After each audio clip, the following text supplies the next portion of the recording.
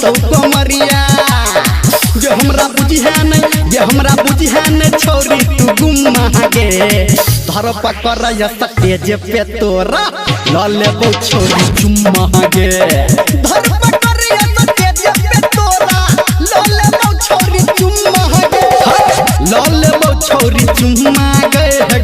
दियो पर तो चुम्मा गे धर पकड़ या स्टेज पे तोरा ल लेबो छोरी चुम्मा गे धर पकड़ या स्टेज पे तोरा ल लेबो छोरी चुम्मा गे। अभी आप सुन रहे हैं सावरिया म्यूजिक।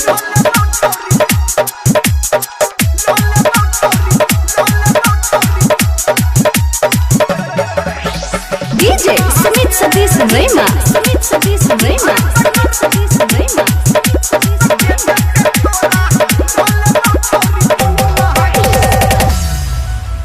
हंसने एना तू देख के हमारा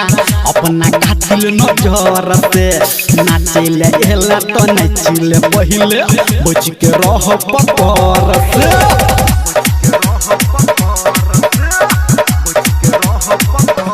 हंसने एना तू देख के हमारा अपना कातिल नजर से नाचेले एला तो नाचिले पहिले बच के रह पकर से हम देबो गे जोश जाऊं भेटतै गे रस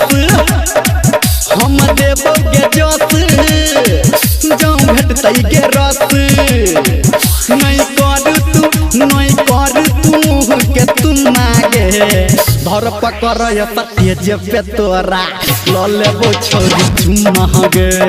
धर पकड़ या स्टेज पे तोरा ल लेबो छोरी चुम्मा गे। सिंगिंग बाय धर्मेंद्र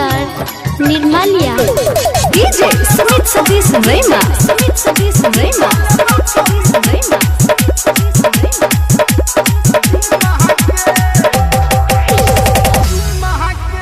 एहन जवानी सुन गे रहनी रखबे कतो नुका के तू लुटी ले तो छोरा नी रमलिया नचबे एहना देखा के तू